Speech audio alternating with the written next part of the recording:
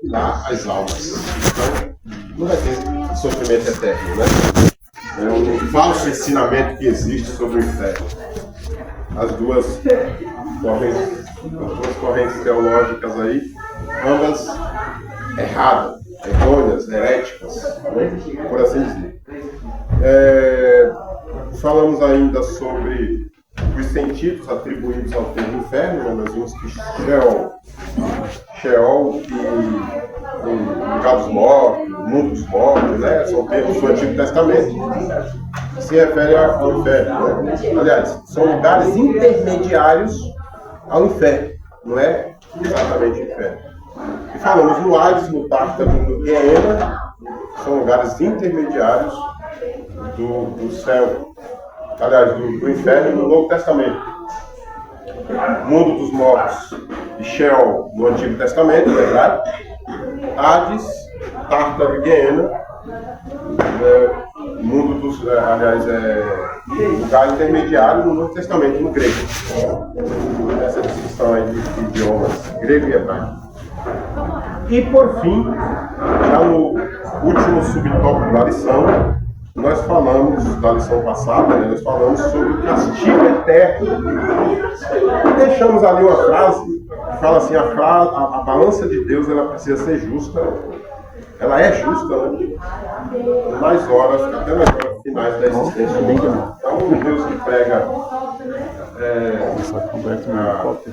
a verdade, um Deus que prega, que abomina a mentira, né? No final, não teria como salvar todo mundo, né? Tem essa justiça sendo exercida por Deus no final, no julgamento, né? Então, céu e inferno, é mais do que justo isso.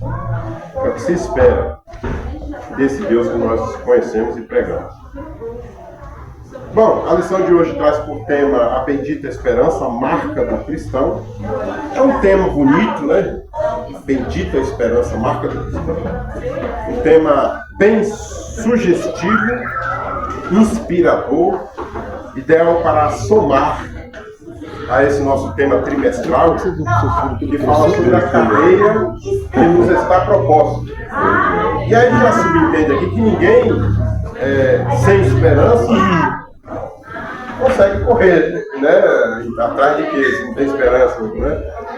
Então, a carreira que nos está proposta exige daquele que corre esperança para correr, com ânimo. Uma coisa bendita é uma coisa abençoada, uma coisa ditosa.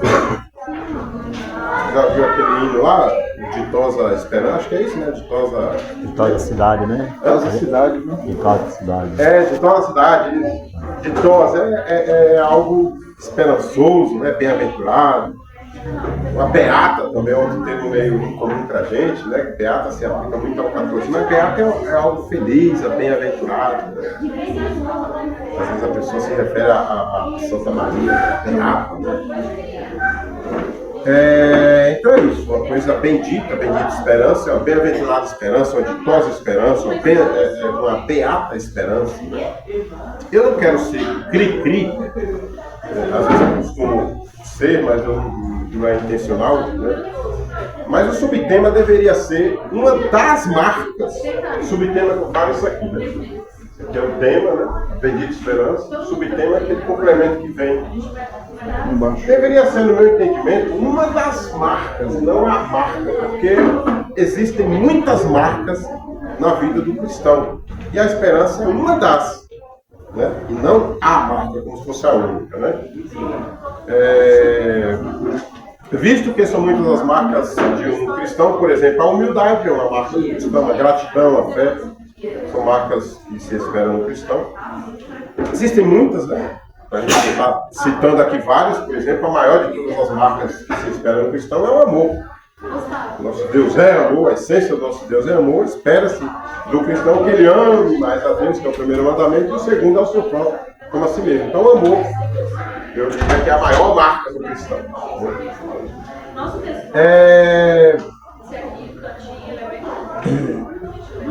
Eu acrescentaria aqui que a esperança é uma das marcas basilares do crente, né? Como os irmãos puderam perceber, marcas aqui tem o sentido de característica. Uma das marcas, uma das características do cristão. Nós já aprendemos nesse trimestre, em aulas passadas, que Jesus é a porta, Jesus é o caminho, né? Que Jesus é o nosso alvo. A lição falava de Jesus como o destino, mas na verdade Jesus é o nosso alvo. E nesta lição nós aprenderemos que Jesus é também a nossa bendita esperança. Então essa é a proposta da nossa lição, né? Aprender que Jesus vai ser a nossa bendita esperança. Essa aula de estudo para nós, viu? Estudo para o crente que tem vida, o crente que tem expectativa, que tem ânimo, né? A gente vai ver no decorrer da aula que a esperança eu não diria tudo, mas é muito importante na vida do cristão. O textuário diz assim. Paulo cita a passagem sobre o fé, né? Sim. Esperança e o amor. É isso. 1 Coríntios 13:13. Ele fala lá, muito bonito aquele texto, né? Legião Urbana fez até a música lá, né? E é bem legal. Fé, esperança e amor. E o amor é o maior deles, né? A gente vai comentar um pouquinho mais pra frente sobre isso. O texto diz assim: aguardando a bem-aventurada esperança e o aparecimento da glória do grande Deus, o nosso Salvador, o nosso Senhor Jesus Cristo. Tito 2:3. Alguns estudiosos entendem que essa bem-aventurada esperança é o próprio Cristo. Né? Eu estava vendo uma passadinha no Champ, eu não tenho muitos livros, comentários bíblicos, mas o que eu tenho assim, às vezes eu procuro um esclarecimento maior, né? E ele fala que essa bem-aventurada esperança é uma referência ao próprio Cristo. A esperança do crente é o próprio Cristo. Né? Podemos dizer que o hino alguns estudiosos falam que essa bem-aventurança é o próprio Cristo. Se eles estiverem certos com essa interpretação, nós podemos dizer que o hino 300 da harpa cristã é um legítimo hino escatológico. É um hino que fala exatamente dessa esperança, né? Fala da volta de Cristo. Nossa esperança é a sua, é um hino escatológico, né? Um hino de esperança. A gente canta com júbilo, lembrando aí que Jesus um dia vai voltar para nos tirar do aperreio. É um ditado popular que fala que a esperança é a última que morre, mas ela ressuscitou depois de 3 dias. Falar disso também. No caso sendo Cristo, né? Ela foi a primeira que morreu no caso, não é a última. Ela é a primeira que morreu para abrir caminho para gente. 3 dias depois ressuscitou a esperança. Graças a Deus por isso. A verdade prática diz assim: a esperança cristã é a âncora que mantém a alma do crente firme diante dos dissabores em nossa jornada de fé. Bom, quem tem maior capacidade de esperar tem maior resistência enquanto espera. Por exemplo, você está num ponto de ônibus, se a sua expectativa e o seu destino, o seu objetivo que você vai fazer, sabe? Você tem um exame, não posso perder. E ali você tem, quanto maior ser essa expectativa, essa esperança, você consegue ficar mais tempo esperando. É o crente esperando Jesus. Se a expectativa dele é grande, da volta de Jesus, da manifestação de Jesus em glória ali, então você está com essa esperança viva, acesa, você consegue ficar mais tempo, né? Servindo, mais tempo é sempre, né? Digamos assim. Agora, quando sua esperança é fraca, você desanima. Olha o tamanho do pulmão. Tá só aqui. Bem longo. Isso aí, Daí dá pra carregar uma, não? Então, quem tem maior capacidade de esperar tem maior resistência enquanto espera. Existe um ditado popular no mundo que diz que a esperança é a última que morre.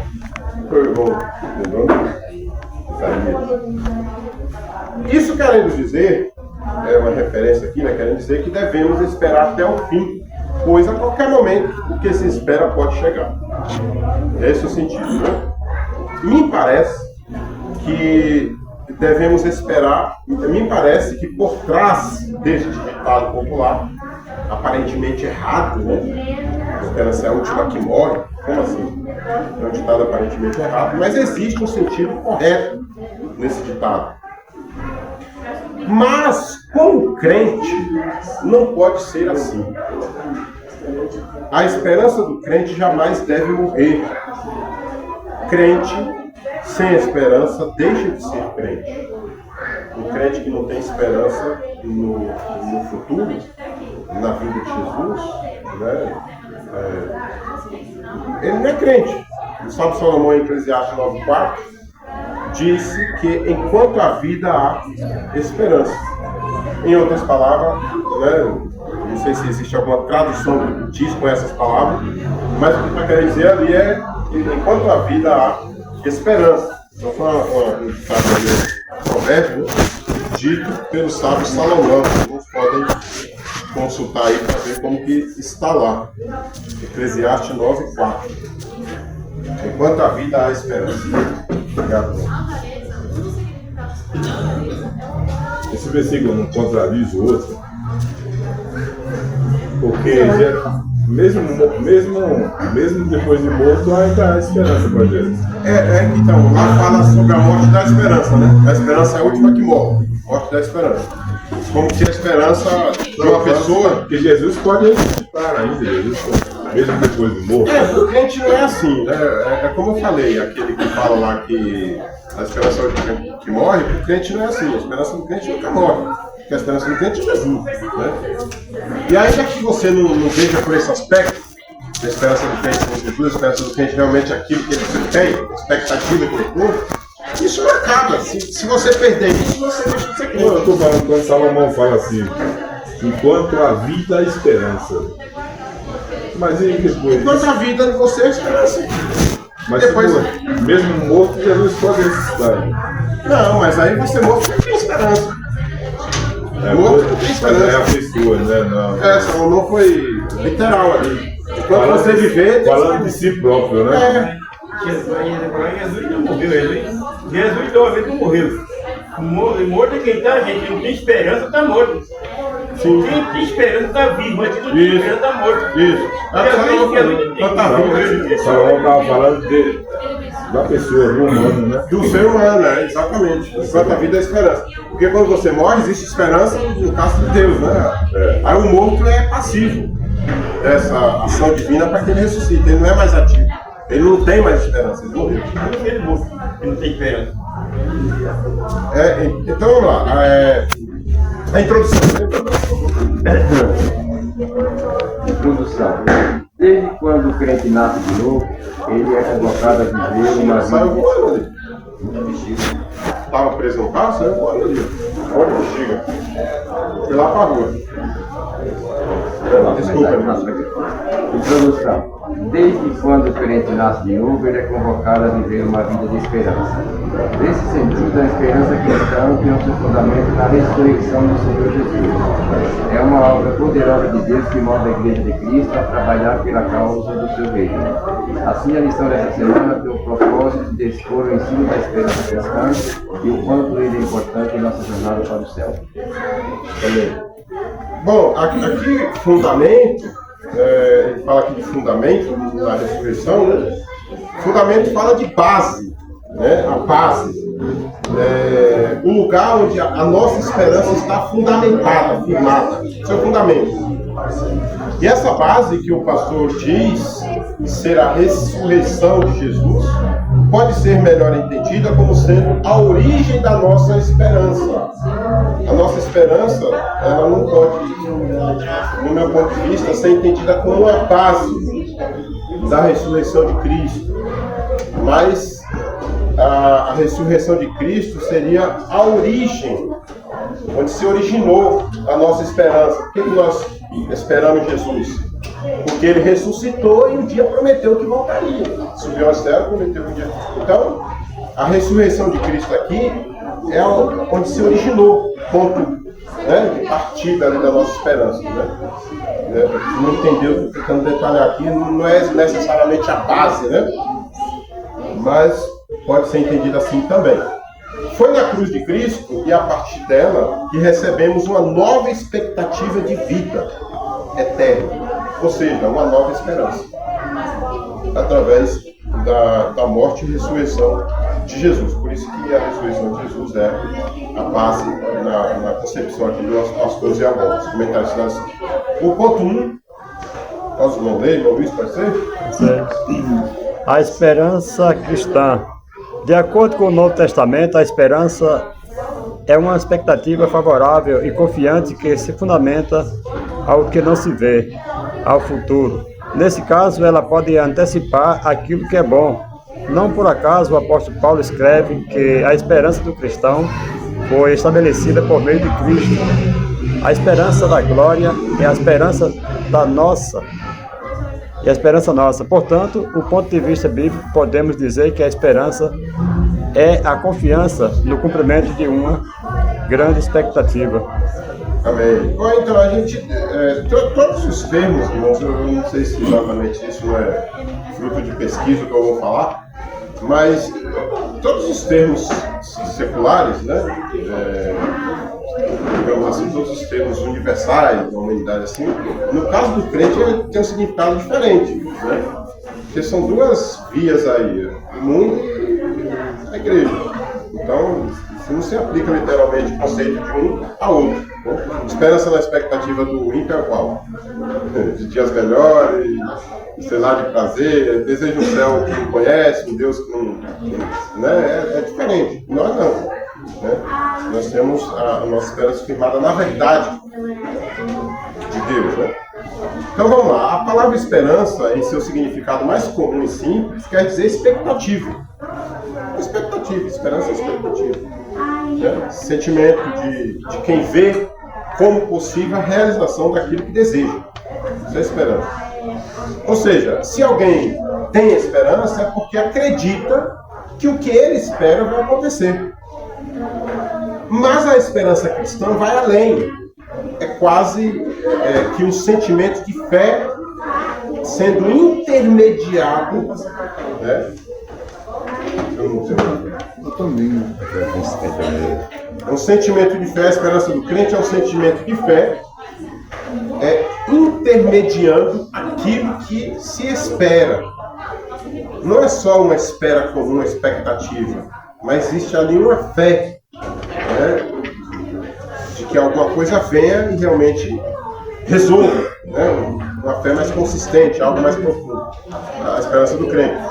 E de fato, quem espera por Jesus acredita e confia nele e na sua vinda, a qual foi prometida por meio da sua palavra. Quem espera por Jesus relaciona-se com ele, pois antes de ser o Salvador, ele deve ser o Senhor. Então, quem espera, por exemplo, sem conhecê-lo, sem compromisso, espera ele como Salvador.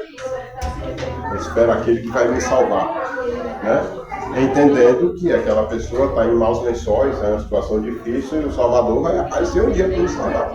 Quem espera ele como Senhor, espera no sentido mais relacional.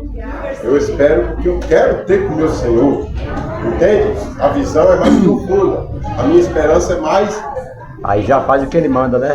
Já faz o que ele manda, porque ele é Senhor, nós somos servos. Sim, nós somos servos. Então eu estou esperando não só como alguém que pode resolver o meu problema, mas alguém que eu sirvo e consecutivamente conheço, né? Você vive. Então existe um relacionamento por trás. A esperança do crente tem esse aspecto relacional. Não é só esperar. Né? No caso também aí, falar de esperança, esperar. Por exemplo, eu não te conheço, mas eu preciso saber como você está vestido, como você Então, Para poder identificar. para poder identificar. Você liga para mim, eu ligo para você. Eu tô de... Me espera em tal lugar. Tô de azul, tô isso. Então. Do jeito que está ensinando aí, a gente espera. Do jeito que a Bíblia ensina, né? A gente espera alguém que está descrito pela própria palavra, para ter um encontro com ele. Quem espera sem esse compromisso, sem se preocupar em conhecê-lo, espera simplesmente que o problema seja solucionado por aquele que ele espera. Eu vou esperar um ônibus só porque eu quero que ele me leve para outro lugar, mas eu não quero nada com o ônibus. Motorista, entende? Com a esperança do crente, não. É uma esperança mais relacional, compromisso, comunhão. É interessante isso, né? Porque uma vez eu estava com os irmãos no meu trabalho e o camarada falou assim: não existe isso, esse negócio de vida, não existe. Você está nessa esperança a vida inteira e no final não vai acontecer. Eu falei, eu prefiro ficar na expectativa a vida inteira, aí no final ele vem e você. Essa esperança é meio que um alimento para a nossa vida. Porque quando você não se alimenta com ela, quando você não sustenta essa esperança, você perde o ânimo. Então essa esperança do crente, ela é algo vivo, é algo que te mantém vivo, né? Uma pessoa sem esperança, né? Então agora é interessante o que o irmão Israel falou, porque se espera a volta de Jesus desde que Jesus subiu, né? 2000 anos atrás, né? Ele subiu com 33 anos. Então, 2033 agora vai fazer 2000 cravado. Né? No nosso tempo agora. Por isso que é meio deles, né? Estão esperando e diz que é iminente, pode vir a qualquer momento. Não vê? Que a Bíblia fala, né? Assim como foi nos dias de Noé, né? Já é para nós ficar atentos, né? Por isso que ela tem que ser um alimento. Porque se não fosse, a gente desanimava. É todo dia, né? Mas isso nos mantém em pé, né? Firme, esperando. Se você não estiver preparado, né? Se você não estiver preparado. A preparação, no meu ponto de vista, é a fé, né? Não é a perfeição. Se você estiver crendo, você vai. E você também pode ir embora qualquer Você, momento.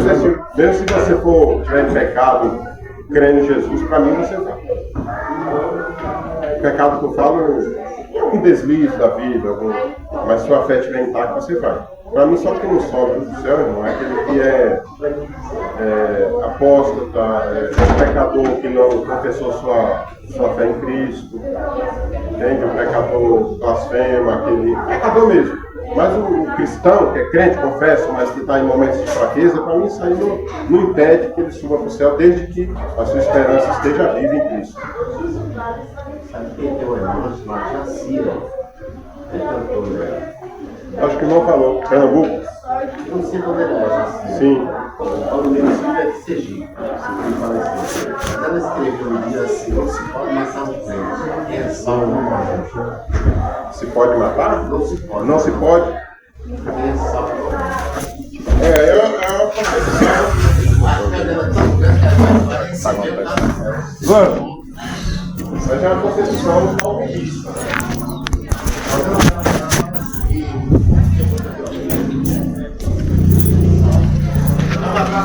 Segundo isso, vou comprar só o pão hoje que vai fazer salsicha. Vai passar lá. Onde você vai? Você vai ouvir pra dentro do carro. Posso com você? Abre a porta pra mim, meu filho. Vou passar uns 15 reais de casa. Se não passar na sua casa, dia 7, 7, 7. Quanto uma dia na porta aqui? 17. É, 17 anos. Fica pesado essa vez.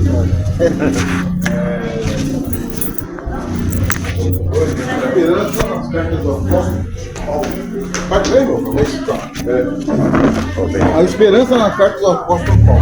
O assunto da esperança cristã está bem presente nas cartas apostólicas de Paulo.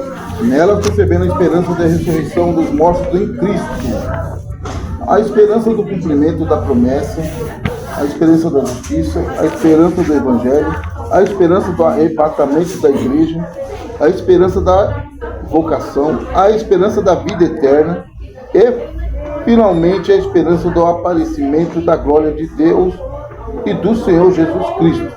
Na primeira carta de Paulo ao Coríntios, a esperança aparece como a segunda virtude mencionada ali. Foi o que o Rogério falou, né? A fé, a esperança e o amor. A esperança aparece como a segunda. O apóstolo Paulo escreveu 13 cartas, sem considerar Hebreus, né, que não se sabe quem de fato escreveu. Alguns falam que foi 14, mas o que é certo, 13 cartas ele escreveu. 13 epístolas, né? São epístolas doutrinais, pastorais e prisionais, Paulo escreveu. É mais ou menos dividido assim. E segundo o pastor Ciro Sanches Cibor, que é um grande comentarista de lições bíblicas, em todas as epístolas paulinas tem referências à esperança. Né? Todas as epístolas de Paulo falam sobre a esperança. Que comentarista? Comentarista que você falou? É Ciro Sanches Cibor, pastor assembleano. Se a nossa vida fosse um edifício, eu diria que a esperança seria uma das principais colunas de sustentação desse edifício. Juntamente com a fé e o amor, a esperança é conhecida como uma das virtudes teologais. São 3 virtudes teologais. Existem um ensinamento católico isso, né? Tem as virtudes cardinais, cardeais, e tem as teologais. As virtudes cardeais são referências mais àquelas virtudes do fruto do Espírito. Do fruto do Espírito, né? Que divide em 9, né? Fé, esperança, fidelidade, gozo. Aí eles falam que as virtudes cardeais da Igreja Católica, né? Um ensinamento que eu achei válido. E as virtudes teologais são 3: fé, esperança e amor. Embora seja uma organização, um pensamento católico esse, e não protestante, essa lista está biblicamente fundamentada em 1 Coríntios 13:13. Mas por que teologais? Porque nos põe em contato imediato com Deus. São virtudes, características teologais. Logos estudo, verbo, palavra, logos. E teos é Deus, teologais. Então são palavras que nos ligam a Deus. Fé em Deus, esperança em Deus, amor em Deus e para com Deus, para com os irmãos. Então são virtudes que nos ligam a Deus. Por isso é chamado de virtudes teologais. Nessa perspectiva católica, nesse pensamento católico, existem virtudes naturais ou humanas, né? E existem as virtudes sobrenaturais ou teologais, que são essas que a gente está falando. Então, o cristão tem virtudes naturais, né? Às vezes é um cristão que tem bondoso, um cristão que é gentil, um cristão que é caridoso. Essas virtudes que não necessariamente precisa ser crente para ter. Virtudes naturais. Mas tem aquele que tem fé que move montanhas, fé que opera milagres, né? Tem aquele cristão que tem esperança. O camarada está ali sofrendo, perdendo quase a vida, mas não desiste, porque tem esperança. Sei quem tem o Cristo, né? Que é o valor, né? Que por fim se manifestará, né? Então é essa esperança vive, né? E o amor, acima de tudo. Então eles são chamados de virtudes teologais. O 3. Vai ler?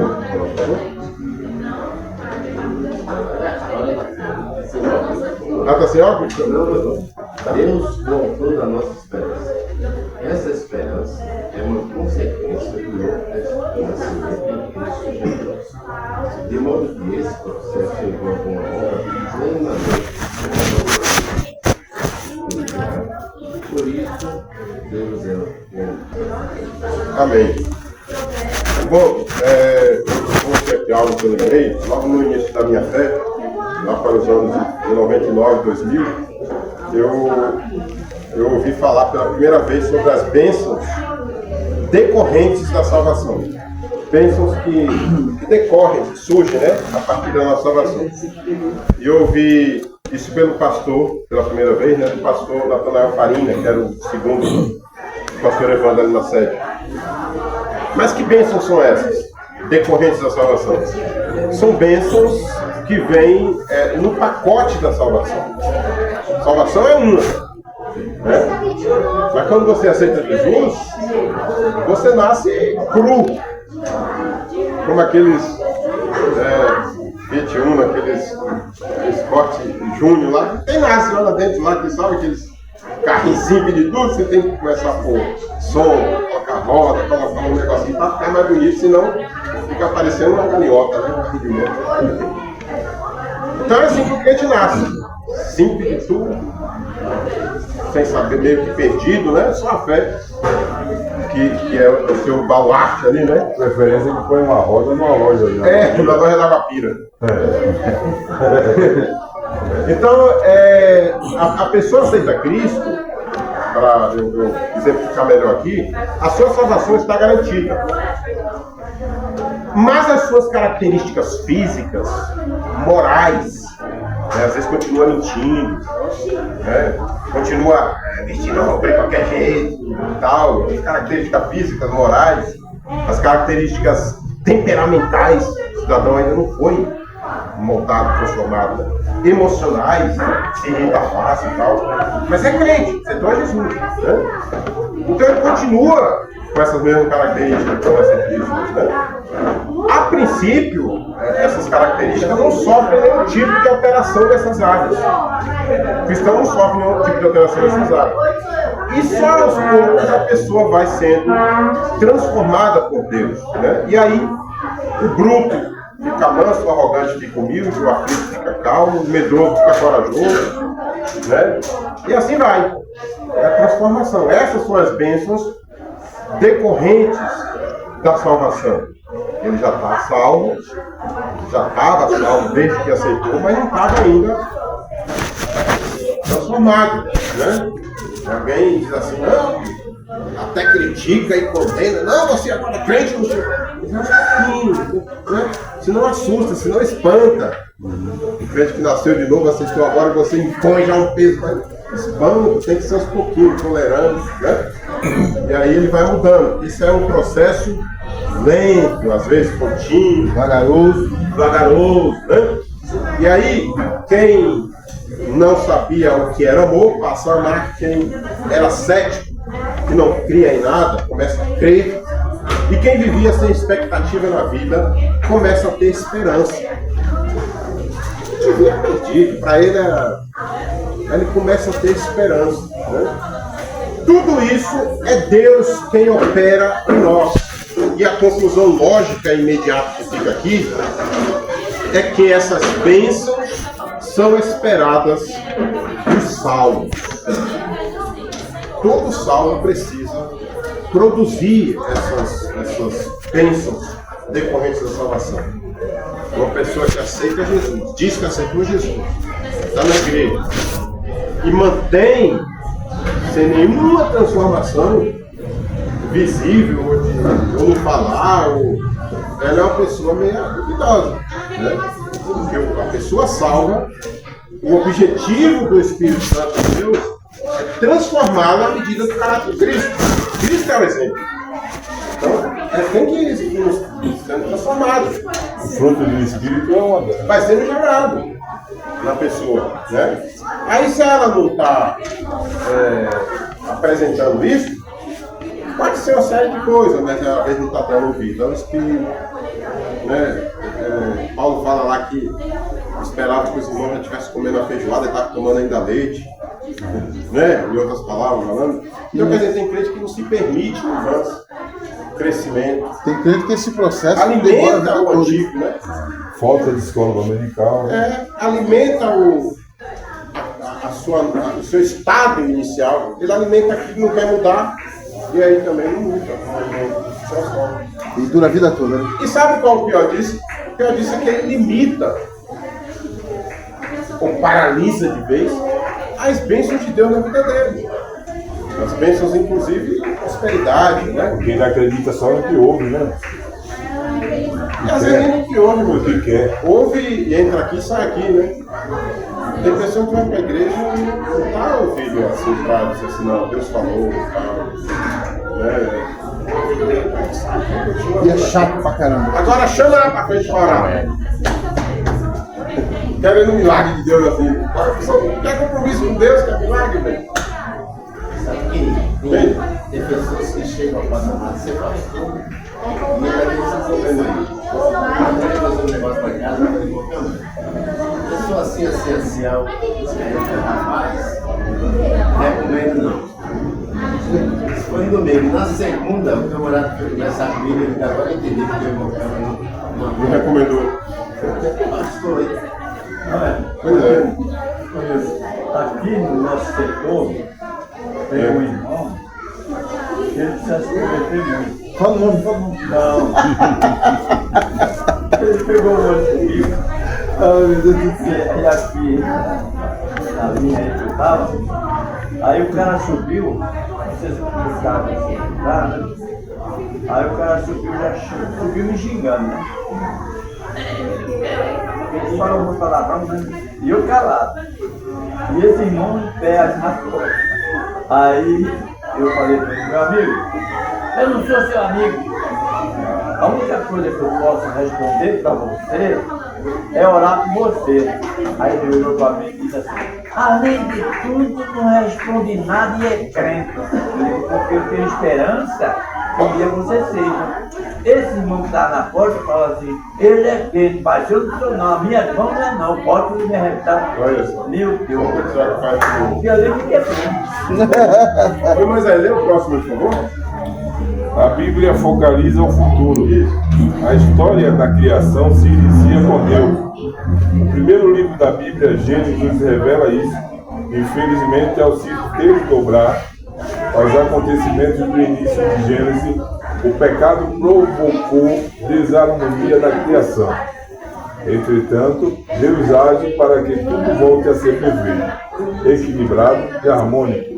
Isso que o apóstolo Paulo revela a partir da menção que faz a abrangência cósmica da morte de Jesus Cristo. Essa promessa originou no Éden, com o descendente da mulher, e se revela hoje por meio de Cristo como fio condutor das Sagradas Escrituras. Bom, esse ponto aqui é importante. A esperança escatológica, o aspecto, o sentido escatológico da esperança se fundamenta primeiramente na pessoa de Jesus e na sua vinda, embora, né, na chamada parousia, a volta de Cristo, a vinda de Jesus, é chamado termo em grego de parousia. Né? Então, a esperança do crente está na volta de Jesus. Em Jesus e na sua volta. E depois, a segunda fundamentação dessa esperança é no cumprimento de suas promessas futuras, inclusive nas promessas pessoais que Deus faz, cada um em particular. Então, o cristão tem essa esperança na vinda de Jesus, né? Em Jesus na sua vida, mas também naquilo que Deus prometeu. Eu, por exemplo, eu tenho uma promessa que Deus prometeu na minha vida, que não se cumpriu ainda, mas que eu espero. Isso não tem nada a ver com a esperança na sua vida. Então, Carlos disse, eu espero uma promessa dele que ele cumpriu. Então, a esperança do cristão é essa. Mas se você não fizer por onde? Um exemplo, tá? Se você não fizer por onde, Deus não está vendo que... Mas se fizer por onde, não é ajudar Deus, é você se manter crente. Sabe, você tem que se manter crente. Quando você procura ajudar Deus, eu acho que você tira um pouquinho do mérito divino no cumprimento da promessa. Muito condicional, né? Se fizer assim. Eu entendo assim, né? Eu entendo assim, as coisas têm que acontecer de uma forma que para você era impossível, para que você atribua todo o acontecimento a Deus. Porque é a possibilidade. Se você traçar o seu caminho em cima daquilo que foi prometido para você, eu vou começar a fazer por onde e tal, você diz lá na frente, você vai pensar, e isso está no Antigo Testamento até, essa ideia. Você vai dizer assim, não, a minha preocupação, o meu esforço me levou a cumprimento da promessa que Deus tinha na minha vida. Então, agora, quando isso acontece, indistintamente do teu modo de agir, agora que você precisa se manter crente. Então, meritocracia. Você precisa merecer. Então, você precisa né, tá ali tentando, porque eu acho que nesse caso aí, se você não fizer por onde, sua esperança pode ficar só na... Não, mas o que seria esse fazer por onde? Não, se Obedecendo a voz. obedecer, fazer tudo certo, é isso que você tem que... Você Mas tem... eu falo o seguinte, por exemplo, eu vou... Falando de você mesmo, desculpa, Não, falando sim. de você particular, o esforço que você está fazendo para construir lá em Mariporã, depois você pode falar, foi uma conquista. Então, a minha eu entendo assim que você deve, mas através de uma obediência, mas isso é natural, eu não faço com essa intenção. Por exemplo, eu vou ser mais claro, Deus me prometeu, quando eu me converti, a gente não tem tanto tempo aqui para ficar detalhando, né? Que ia me usar muito para pregar para ex-drogados, viciados, e eu imaginei na minha mente que eu ia para um albergue, para uma cadeia, para um lugar, né, onde se concentra mais as pessoas. Eu não gosto disso, espero acontecer naturalmente. Entende? Eu não faço por onde nesse sentido de ir atrás.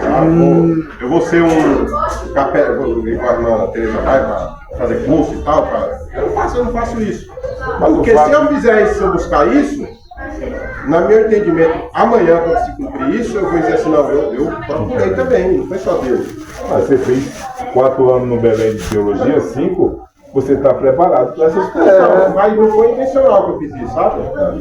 Eu não procuro fazer por onde intencionalmente. Igual o negócio da casa lá, eu não viso isso. Eu simplesmente entendo que é uma promessa de Deus e estou. Nem tem comentário sobre essa moção. Agora eu vou ter que ir lá direto. Mas bem. Então, você vai dar, né? Eu falar que a pessoa pede para Deus, dá um jeito de me dar um carro. Deus, dá um jeito de me dar isso. Aí, um carro, por exemplo. E o outro fala assim, você tem habilitação? Não. Você não vai dar carro, você tem que estar habilitado. É a mesma coisa, eu acho que a gente vai fazer por onde, né? Fazer por onde? Fazer por onde? Você tem que obedecer. Você não obedece. No Antigo Testamento, rapidamente. Mas o Toninho está falando que Deus pode dar um carro, mesmo sem habilitação. Pô, mas Pelo que eu entendi, foi assim. Pode dar um carro. E outro dirigindo. Cada situação, né? Cada situação. No Antigo Testamento, aí você já tem uma noção boa. Quando o soldado ia para a guerra, Deus queria que não levasse cavalo, carro de fogo, muito soldado. Porque ele queria a glória para ele. o cara prometeu pro irmão, você vai ser pastor de uma grande igreja, mas ele não lê a Bíblia. Como que... Então, não tem como Deus falar assim, você vai ler a Bíblia aqui, você é obediente. Então é isso que a gente às vezes... Mas deixa. É porque não é do interesse deles. Se eu vou lhe dar um avião, aí ele começa a tirar a carta de avião. O último que vai fazer ele na família vai orar, por errado. Vamos lá então, irmão, para encerrar esse ponto aqui, ó. Essa expectativa escatológica dita pelo pastor Ziel deve ser um fator comum a todos os regenerados pela fé em Cristo. Todos os crentes devem ter essa esperança do futuro, escatológico, né? De tal modo que a ausência dessa esperança denuncia, revela a falta de regeneração. Se você não tem uma esperança escatológica do amanhã, da vinda de Jesus, das promessas de Deus que vem a sua vida e tudo, você não está regenerado. Você está um simples cidadão, né?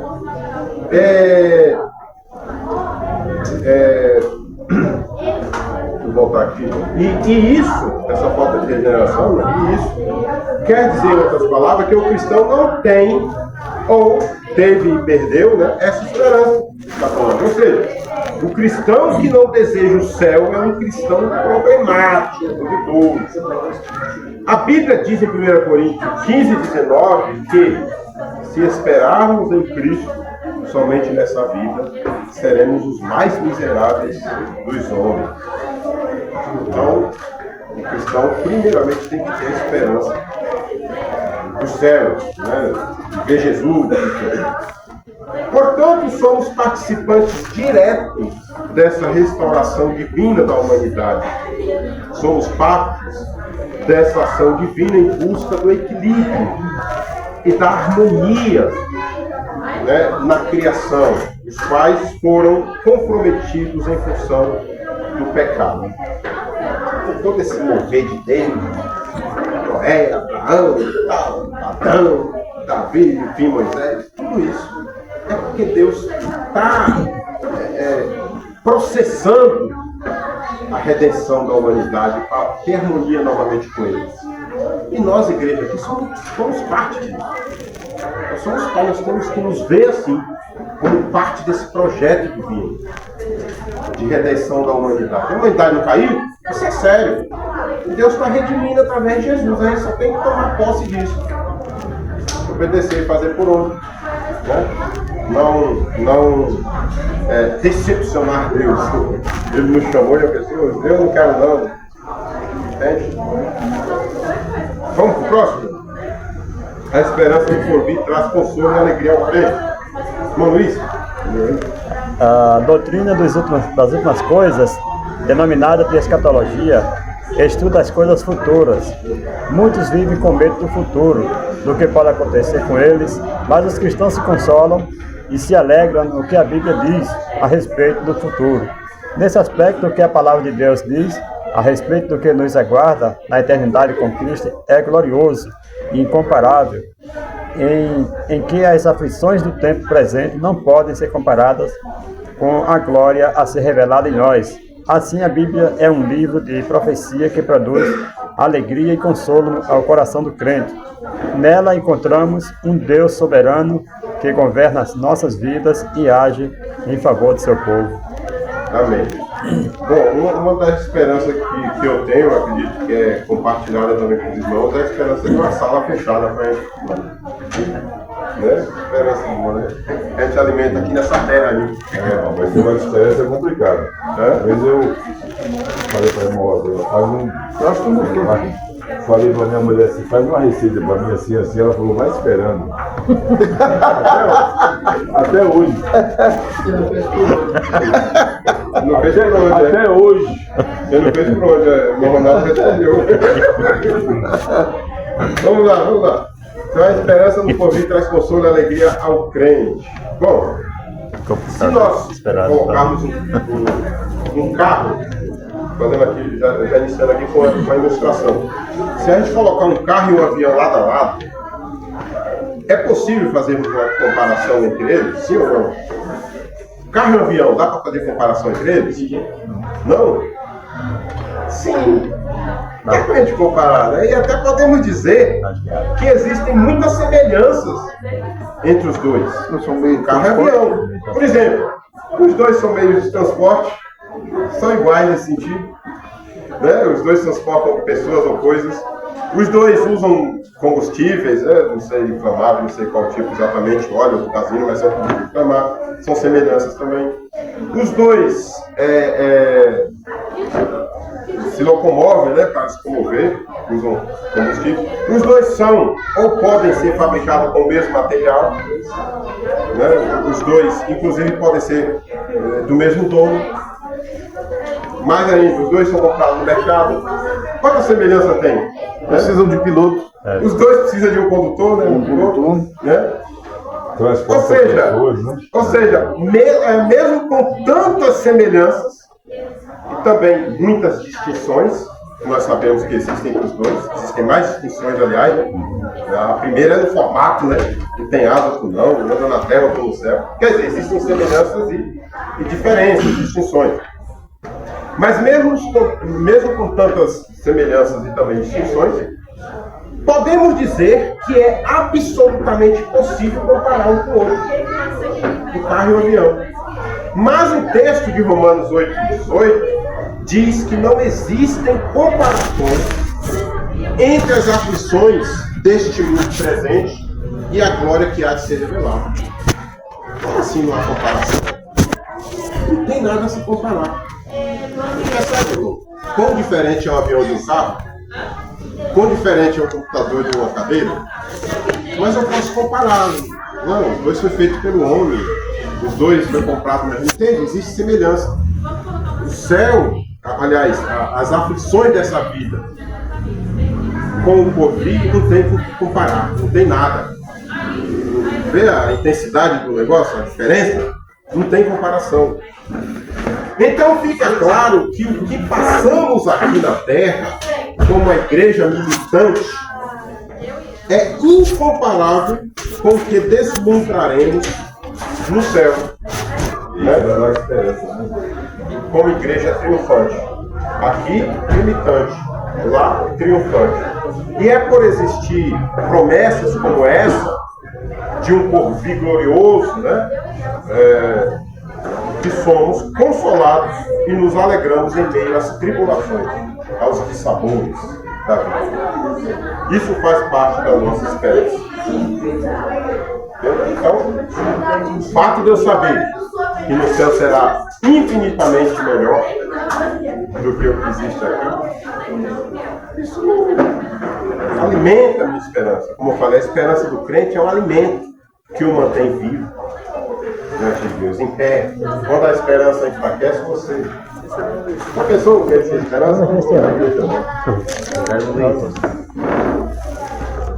Então, próximo, 3. Por que uma doutrina da esperança? Por que a doutrina da esperança? Irmão Rogério, por favor.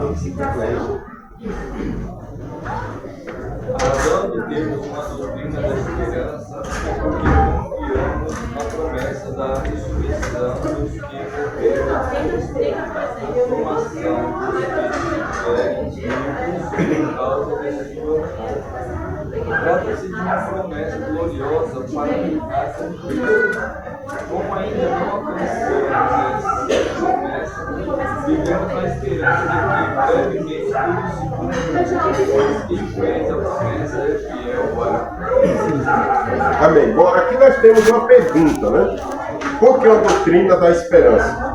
Eu até desconsiderei aqui uma outra criticazinha que eu fiz, porque ele não fala. Ele fala por que a doutrina, mas na verdade ele vai falar o motivo aqui por que a esperança, né? Porque a doutrina, lógico, tem que ter uma doutrina para estudar, para aprender, né? Mas por que a esperança, né? Porque devemos ter esperança. Esperança, aliás, embora eu acho que essa é uma pergunta que já foi respondida, nunca será demais respondê-la novamente. Precisamos aprender acerca da esperança, exercitar a nossa esperança, aumentar a cada dia a esperança que temos, porque existe uma promessa onde esse mundo de caos passará. Então, respondendo aqui diretamente, porque uma doutrina da esperança, que nós devemos estudar sobre esperança, porque tudo que nós vemos aqui, passamos aqui, esse mundo de caos, um dia passará, e eu tenho que crer nisso. Né? Existe uma promessa de ressurreição dos mortos, existe uma promessa de restauração da ética e da moral humana. Estas, eu diria que são as razões mais naturais, ou seja, a resposta a essa pergunta, mais naturais, que explicam a necessidade de termos esperança. Isso seria suficiente. O homem vai ser moralmente restaurado. Né? Pecado, a dor, a tristeza, isso aí vai ser tudo. Seria motivo suficiente. Mas não é apenas isso. Tem um maior motivo que justifica a esperança que temos, a esperança que temos e que alimentamos em Deus. Que motivo é esse? A promessa gloriosa de que estaremos eternamente com o nosso Criador. Essa, para mim, é a maior razão da nossa esperança. Porque houve um pecado, houve uma queda, e um abismo se formou entre Deus e o homem, em função dessa queda, desse pecado. E diante dessa realidade, dessa queda, desse pecado, desse abismo, Deus, em sua infinita bondade, de forma graciosa, ou seja, sem que o homem merecesse, Deus elaborou um plano de restauração da comunhão perdida e nos fez uma promessa. Deus fez um plano, vou restaurar a humanidade, e fez uma promessa. Só graça, pura graça. Né? É por causa dessa promessa que temos esperança. Okay? Por causa dessa promessa que temos esperança.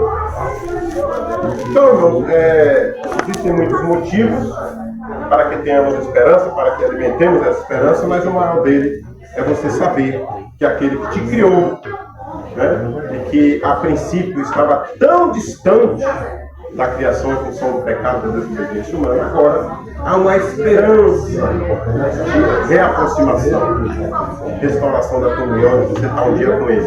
E o tão maravilhoso disso, irmão, é meio paradoxal, você às vezes diz assim, poxa, eu quero e não quero, é você saber que a nossa vida, a vida do homem é muito rápida, passa muito rápido. E logo, logo estaremos com ele. Paradoxal por quê? Porque ninguém quer morrer, né? Mas é bom saber que logo, logo você vai estar com Jesus. E os mais velhos, então... Mas eu acho que isso aí é porque a pessoa muitas não sabe para onde vão. Sim, exatamente. Então eles... É falta de conhecimento, falta de fé. Aí tem medo. Tem medo. Exatamente. É exatamente isso. Teve um aí que falou assim, que todo mundo quer ir pro céu, mas ninguém quer morrer. Pois é. Paulo já... Você vê que a pessoa não está sintonizado mesmo com Deus. Paulo dizia assim, não era mesmo, está longe disso. Ele falou assim, olha, queria estar com Cristo, mas preciso... É como se ele estivesse dizendo em outras palavras, mas eu preciso me salvar, ajudar aqui na obra, né? É mais ou menos isso em outras palavras. Então a nossa visão não é ajudar ninguém, hoje aqui. Nossa visão é de morrer mesmo. A gente chama de morrer. Ser transladado, né? Eu acho essa esperança. A gente olhando o que ele está falando, ia falar de. Eu acho que a esperança é um sonho. Eu dizer assim, eu tinha uma esperança de um dia ter uma casa, quer dizer, que é um sonho. Que vai abrir o caminho dele para ele ter o que ele tem. É um sonho. A esperança. Aquele sonho, aquele desejo, né? Desejo, assim, eu tenho um dia, eu estou esperando de um dia ter uma casa, quer dizer, que é o sonho que ele tem para abrir o caminho. Tá certo, tem esse aspecto também, tem essa forma de se entender a esperança, como uma expectativa viva, né? Meu pai morreu com a esperança de ter um carro. Não teve. Ele comprou um carro uma vez aqui, sei lá, enfim, eu era pequeno nem. E segundo ele comprou, os mesmos que venderam para ele, roubaram depois. Roubaram mesmo, tá? Mas na mesma hora não? Não, né? Não, acho que em continuidade assim, depois de alguns dias, né? Mas ele morava na Bahia e trabalhava aqui. Mas ele teve o carro. Teve. Então, mas ele falava que queria ter um carro depois disso, né? Entendi. Depois disso que aconteceu aí, ficou com aquela coisa meio... Mas como o João falou aqui, não fez por onde. Só que ele não era crente. E você vê, a esperança para a vida eterna não é outra. Sim. A esperança... Ele se crê. Ele falou, se crê, tem a vida eterna. Não é esperança. A esperança é um, e aí crê é outro. A gente deve ver o professor falando, mas deve procurar um ponto para poder falar. Ele não deve nem interromper ele. Amém. Então o irmão Maurício, por favor, é o 3-1.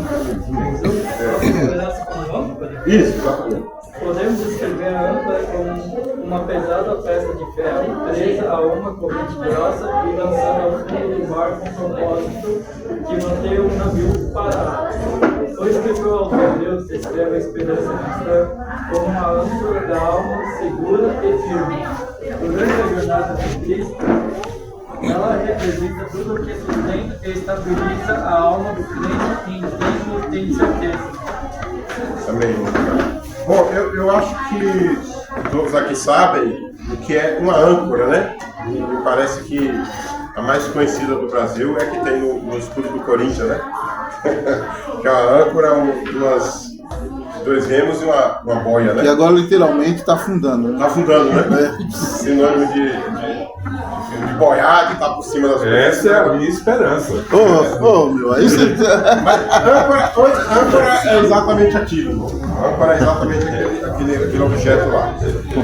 Se referir à esperança como sendo uma âncora tem um sentido bem significativo para o crente. Afinal, o que faz uma âncora? A gente tem que partir desse princípio. Qual a utilidade de uma âncora, né? Qual a função de uma âncora? Como diz o pastor Osiel, âncora é uma peça de ferro bem pesada, presa em uma corrente e lançada no fundo do mar, que serve para manter o navio parado, né, e seguro.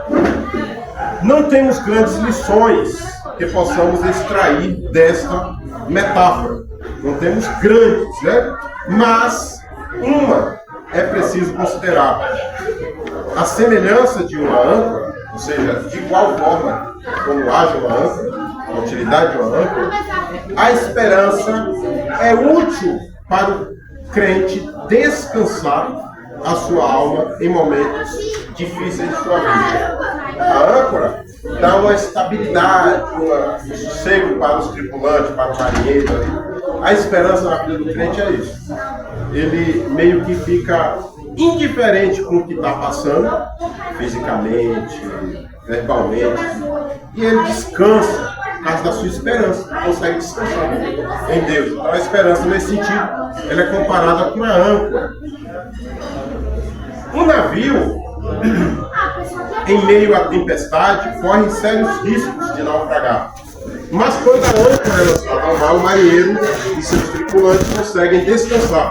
Assim é quando o crente ativa a sua esperança, ou desenvolve essa esperança em si, e descansa sua alma nas promessas de Deus. E é pequena, né, Maurício? É pequena e segura aquele Eu acho que ela trava em algum lugar lá embaixo, né? Não sei, eu só não sei como funciona. Porque o navio é tão gigantão, né? Quanto mais o navio balança, mais ela fica. É? Aí, ó. E na hora de arrastar? Na hora de puxar de novo? Não precisa enganchar? É um mecanismo, né? Tem lá. Agora existe uma conclusão legal que eu coloquei aqui, irmão. Todo navio precisa de uma âncora. Todo navio precisa de uma âncora. Assim como todo cristão precisa de esperança. Isso é o que fecha esse ponto. É verdade. Um navio sem âncora, né? E isso é bíblico, né? Em Atos dos Apóstolos, estava balançando, Paulo lá quase naufragando, lançou a âncora, né? A ilha de Pátimo lá, aquela coisa toda, tinha uns ventos lá, queria virar o navio e todo navio precisa de uma âncora. Todo crente precisa de esperança. Aí veja o que tem disso nessa continuação, no Atos, né? Ele diz assim: e disse Paulo ao centurião e aos soldados: se este não ficarem no navio, não podereis salvá-lo. Quer dizer, tem que ficar. Porque Paulo estava Deus tinha falado com Paulo que ninguém se perderia. Então Paulo confiava na palavra que recebeu do Espírito e disse: olha, só vou salvar se vocês ficarem. Se vocês pular, vocês vão morrer. Pensou o mar. Paulo era âncora. Nesse sentido aí. Vamos lá, então, 2. Porque a esperança do crente porque a esperança do crente é melhor. 2. Essa esperança que traz certeza, a alma do salvo não pode ser comparada com a esperança dos ímpios. O apóstolo Paulo afirma que sem Cristo não há esperança para o ser humano. Dessa forma, trata-se de uma esperança vã. Por consequência, há diversas esperanças presentes na cultura humana. Por exemplo, há religiões que expressam sua esperança em uma história cíclica, como no hinduísmo, em que a vida é vista de acordo com o ciclo de nascimento, morte e reencarnação. Outros povos buscam pautar a sua esperança em astrologia, quiromancia, dentre várias práticas pagãs que a Bíblia proíbe. Na política, muitos fundamentam suas esperanças em ações revolucionárias que não passam de ilusões. Em síntese, podemos dizer que toda esperança fora de Cristo é vazia, sem sentido. Já a esperança em Cristo é segura, consoladora e com propósito. Amém. A esperança do cristão é melhor, mas por quê? Aqui temos mais um subtópico, onde começa aqui com uma pergunta, né? O título: por que a nossa esperança é melhor? Talvez a resposta mais simples e mais direta a essa pergunta seja a seguinte: porque é uma esperança colocada em uma promessa verdadeira. Porque as outras, como ele fala aqui, hinduísmo, budismo, uma série de outras, é um ciclo, como se fosse um negócio que vai. Que não morre em você, não para em você, né? A esperança dessas pessoas que seguem essas filosofias aí para eles é verdadeiro. Tem karma, tem encarnação, é um negócio que vai, né? Meio que vai. A do crente não é nele mesmo, nem em Deus. Ele creu, né? É um negócio direto e reto. Papo direto e reto. Então é porque é uma esperança colocada em uma promessa verdadeira. Por isso que a nossa esperança do crente é melhor. Na verdade, sem querer fazer malabarismo com as palavras aqui, podemos dizer que a esperança que temos na esperança gera em nós esperança. Entenderam o trocadilho aqui?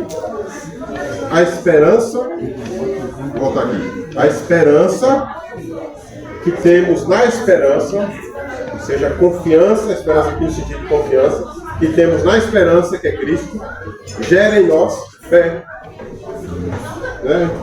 Pela esperança é Cristo? Então, dá para entender mais ou menos dessa forma. A esperança que temos na esperança gera em nós esperança, ou mais expectativa. A nossa esperança é Cristo e por isso ela é a melhor. Na verdade, mais uma vez falando aqui na verdade, a nossa esperança não é apenas a melhor, mas também a única que é verdadeira. A esperança do crente é a única que é verdadeira, porque nenhuma promessa firmada na mentira pode gerar uma esperança verdadeira.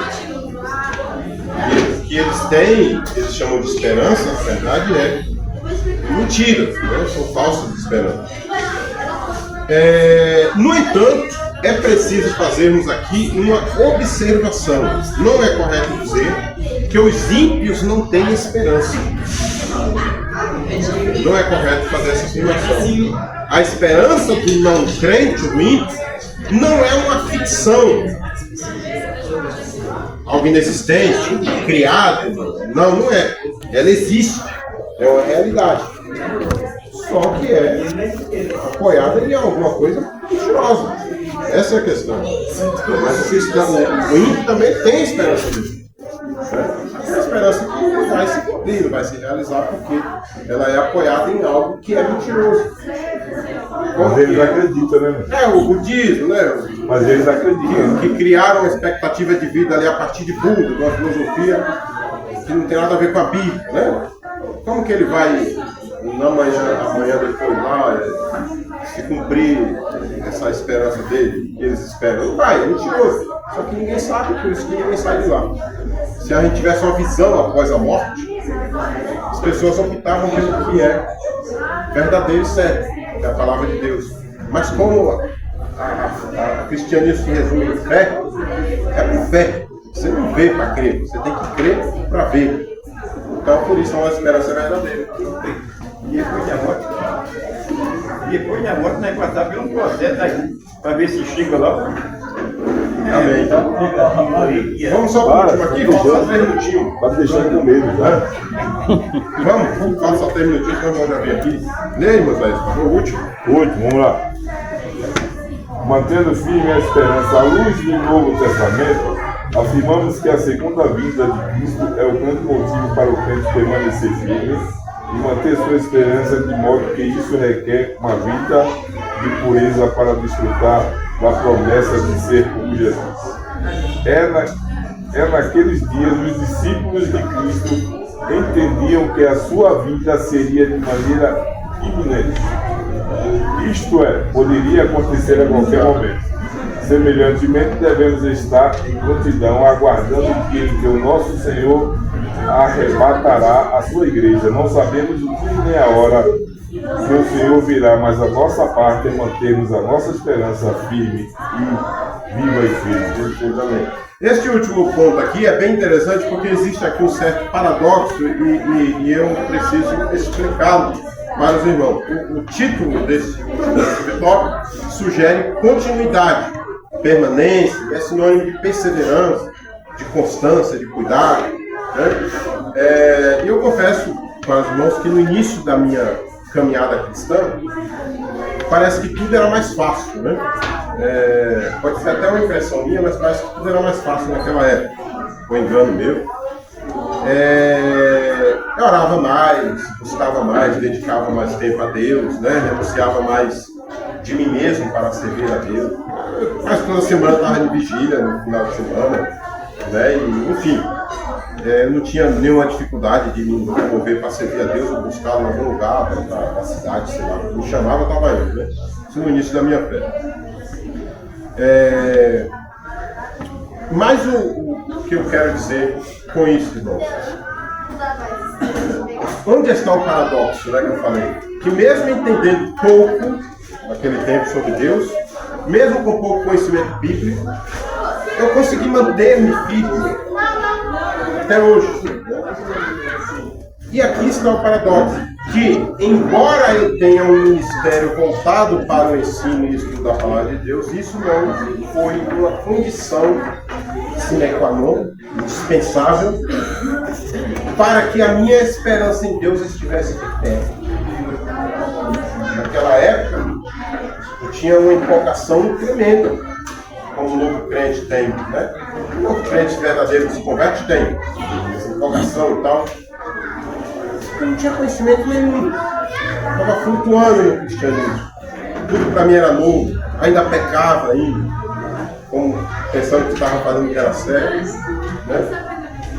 Então o paradoxo que eu entendo é que o conhecimento deveria trazer estabilidade na esperança, na fé, mas não traz. Esperança é algo distinto do seu conhecimento, do teu saber, da tua estrutura, né, de compreensão. Esperança é algo que você pode esperar, até mesmo do mais simples. O conhecimento que você tem hoje, você não faria as coisas que você fez? Não, o que eu faço é repetir. É como eu costumo falar com o irmão Luiz, que eu sou professor papagaio. Eu vejo o estudo e passo. Mas isso não é nada diante da grandiosidade do nosso Deus e diante do que é importante de fato, você ter uma esperança sem se apoiar naquilo que você é, o que você sabe. Uma esperança é viva, tem que ser viva, independente do que você é, da posição, do conteúdo que você tem. Então, é isso, irmão. Eu acho que acabou o nosso tempo, né? Aqui eu coloquei no finalzinho aqui, sobre a vinda iminente de Jesus, só para a gente fechar, sobre a vinda iminente. Iminente é diferente, como eu não escrevi nada hoje aí. Bom, tem eminência e iminência. Eminência é quando você... elevação. Sua eminência, vossa eminência, tratamento de você. E iminência é algo que está para acontecer.